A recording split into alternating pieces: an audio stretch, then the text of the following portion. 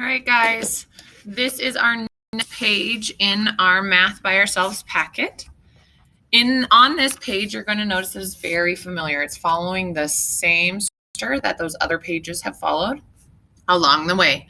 So we're going to start today with a different number. It says color all the clouds that are equal to 17.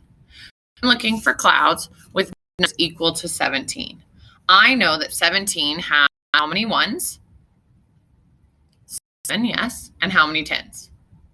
1, yes. That's going to make my job easier.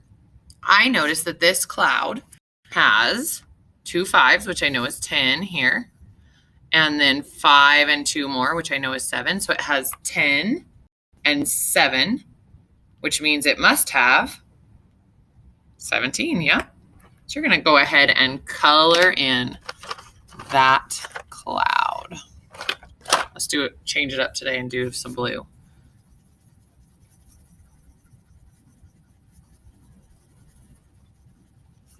Okay, over here, I notice there's 5 there. I notice there's 6, and I notice there's 6. So I know my doubles facts. I know that 6 plus 6 equals 12. And then I notice 12. Okay, so I have these two. Now I need to add this one. 12 plus 5 more would be 12, 13, 14, 15, 16, 17. So that does, in fact, have 17. So the same as 17 or equal to 17. So I can color in that cloud. Over here, I notice I have one 10 frame full. I have a top row and a 10 frame full, which I know is 5. So that's 10 and 5, which is 15. And then 2 more left over, 15, 16, 17. It also has 17.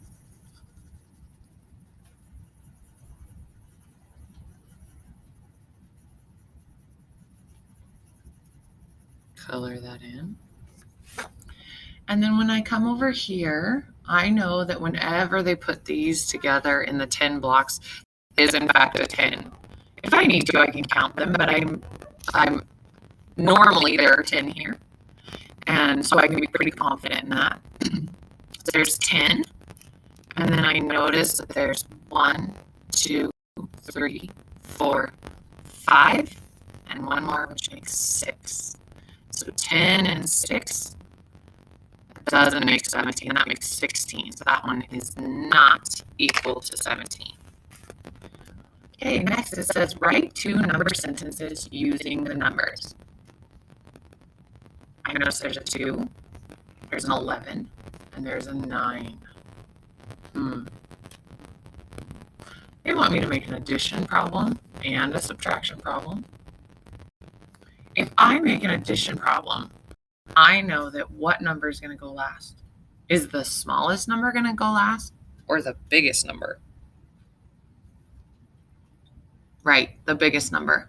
The biggest number has to go last because when I add 2 numbers together, I'm going to get a bigger number. Addition plus plus. When we add, the number goes up.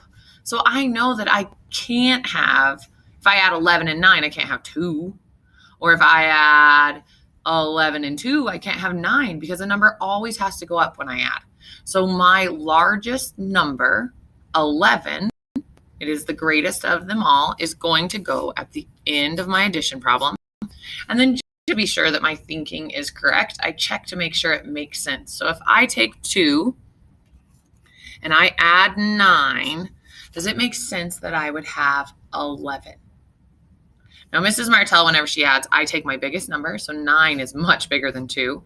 I take my biggest addend, I should say. So out of these 2 numbers, I take the biggest, and the biggest number is 9, and I count on the smallest number. So 9, 10, 11. Yep, I checked my thinking and it worked out.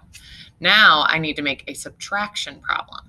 So when I make a subtraction problem, where's that big number going to go now?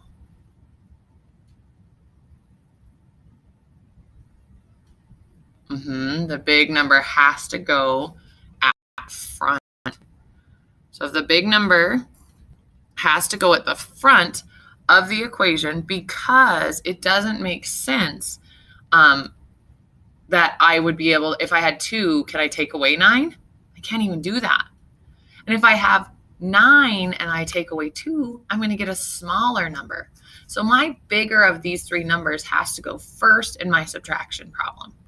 So if I know that 2 plus 9 equals 11, 2 and 9 are always going to go together to make 11, then I know that 11 minus, I can pick either number. I can pick 2 or 9. So I know that 11 minus 2 must be 9. Okay, here we go. Everybody touch the butterfly and say whoosh, whoosh. In the butterfly section, I noticed that my only direction is to add. I need to take these numbers and add them together. I have 12 plus 5 equals. Remember, this line becomes the equal sign, so my answers always go below it. 12 plus 5. I'm going to use my counting on strategy for 12 plus 5. 12, 13, 14, 15, 16, 17. 12 plus 5 is 17. 11 plus 1. You've got this one. What's 11 plus 1? So I know the next number after 7 is 12. Yep. You probably already had it. I know you did. 10 plus 9. I might know my 10 pluses. 10 pluses are kind of easy because they follow a pattern. This number 9 becomes how many I have in the ones place. So basically they're saying you have 1 10 and you have 9 ones. How many do you have altogether? Well, I know that if I have 1 10 and 9 ones, that I have 1 10 and 9 ones. What number do I have? 19. You got it. Okay, 13 plus 2. Give this one a try on your own.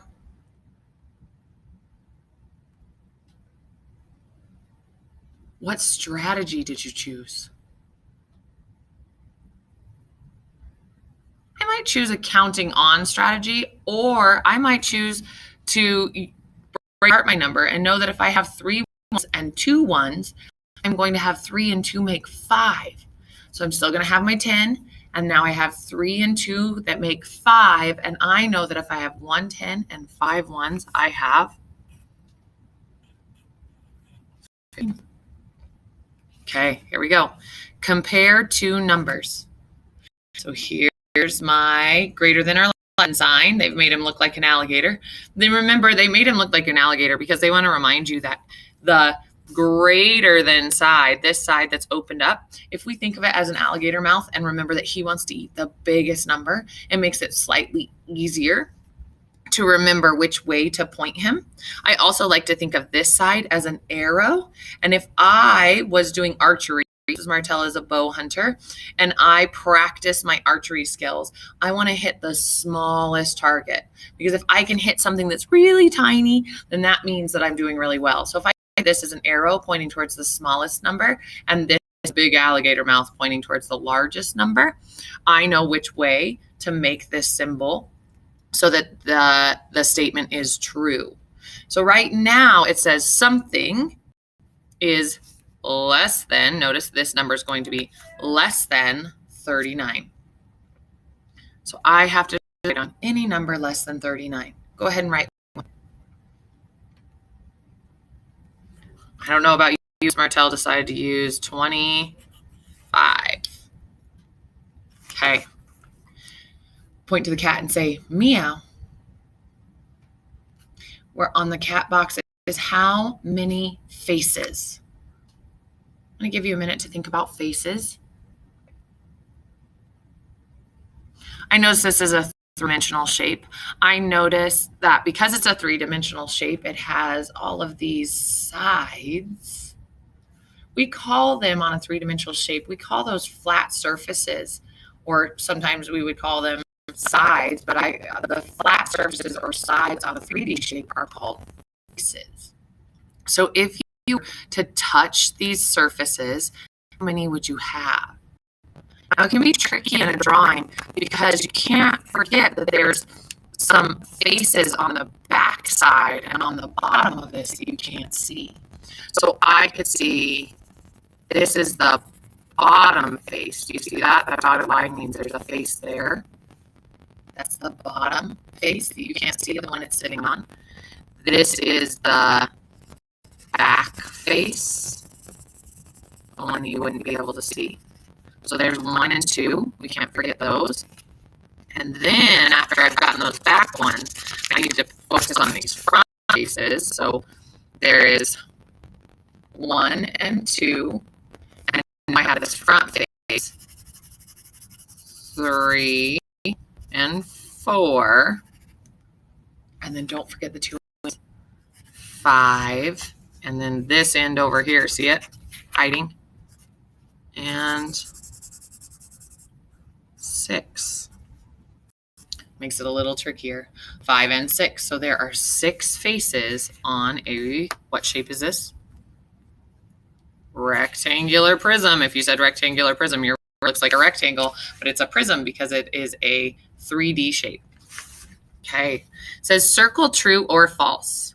So remember, when I'm looking at these equations and there's some work to be done over here and there's some work to be done over here, this is my balanced equation. So they want to make sure, does this side equal this side?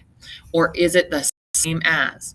Now, if they've got equals something plus something, I have to do this addition work before I can say true or false. If I don't do this addition or subtraction work, whatever they have on this side of the equation, I will not get this answer right. So if I have 15 plus 4, let's choose a strategy. I'm going to count up this time. 15, 16, 17, 18, 19. I have 19 is what this side equals. I like to write it above just to remind myself. Now I need to know, does that equal this side? 16 plus 1. This one's an easy counting up. I just do one more, or what is the next number? So 16, 17. So now the question becomes, does 19 equal 17? Does 19 equal 17? Are they the same as? Nope. And when I say nope, I mean false. False means that is not accurate. Okay. It says solve and find the sum. Okay, so I have 10 plus 3. I have 10 plus 3. I'm looking for the answer here. I know 10 pluses. I know they follow a pattern. And a lot of you say, well, it sounds a lot like the number in the teens family.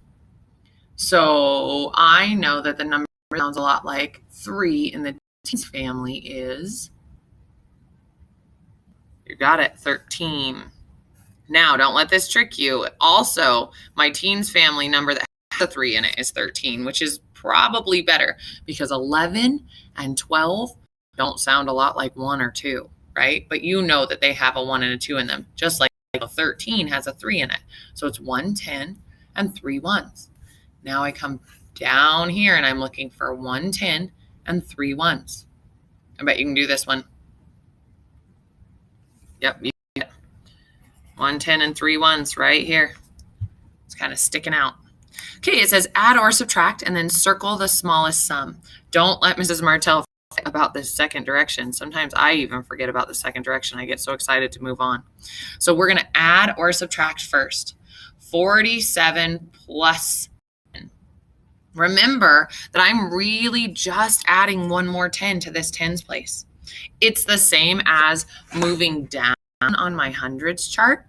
It is also the same as adding one more bundle of sticks if I were to add a bundle of sticks. We've been practicing this enough. I would like to see if we can do it a different way today without looking at sticks. Now, if I need to picture that I would have 4 bundles, Miss Martell has helped you draw bundles before. You could draw your 4 bundles and then your 7 little sticks. I'm even going to make them like tally marks. That way I can keep track of them. So there's my 4 bundles and my 7 sticks. Now I'm going to add what they're telling me is one more tens bundle. And how many would I have now? 10, 20, 30, 40, 50, 57. Notice I'm just adding one more. This was 4 tens. Now I'm adding one more 10. And what do I have? 5 tens. And my 7 stay the same because I didn't add to take away of these ones. These ones just sat here hanging out. Okay, 31 plus 10. This is your turn. You take a stab at it. You can figure out what it is.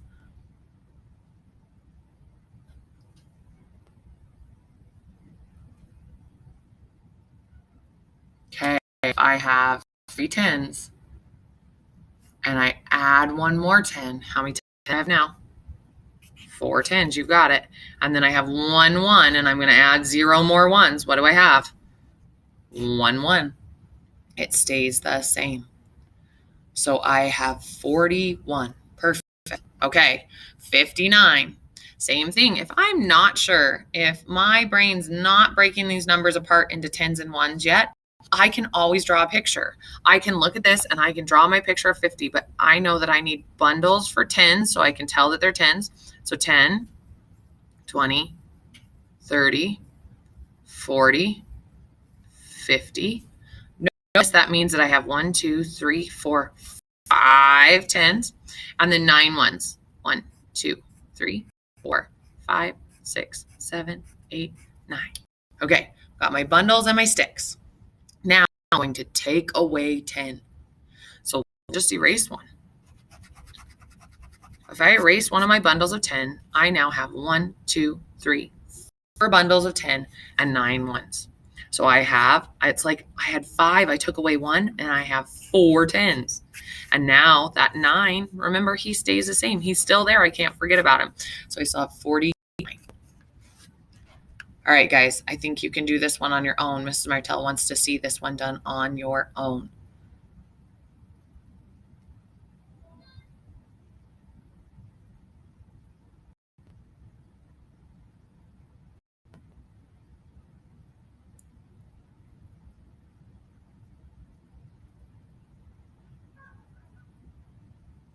If you drew a picture, you should have drawn how many tens? 6. And how many ones? 5. If I add one more 10 to those bundles, or one more to that 6, I have 7. And I have 5 ones. Okay, everybody touch the duck and say quack, quack. There were 18 ducks.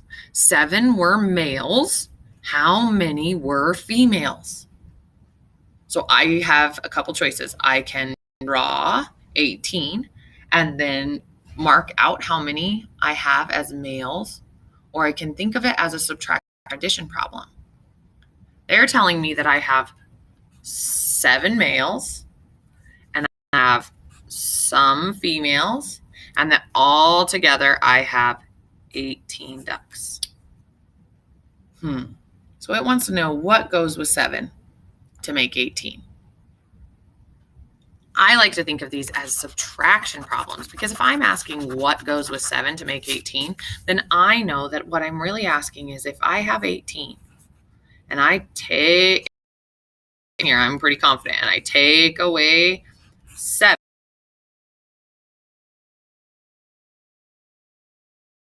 18 ducks all together. I want to take away the males. I'm going to just put them off to the side. I'm going to take away the 7 males, and that's going to tell me how many females I have left. So I can use a couple of different strategies. I can break this number into tens and ones. If I do that and I have 8 ones and I take away 7 of them, what's 8 take away 7? Right? 1. And then I have 1 to 10. Don't forget about that, which leaves me 11. Or I can count backwards. I can say 18, 17, 16, 15, 14, 13, 12, 11. I know I have 7 on my hands. The last thing I said was 11. My answer is 11. Touch the turtle and say, slowly. Show the time. Hickory dickory dock. There's 2 hands on the clock. The hour hand short, the minute hands long. Hickory dickory dock. So we are always going to look at this hour first. It's the first one in our song. It's the first number on my clock face. And I'm going to look at this number first. Normally, I would look for this hand. The only tricky thing, remember last time we did this worksheet, I had 30 minutes had gone by, so I had to put it halfway between the two numbers. Has 30 minutes gone by this time? No. So I get to point it straight to the 2. So I'm going to make my minute or my hour hands, short. So I'm going to make sure it's short, and then it's pointing straight to the 2. Now, when I have o'clock,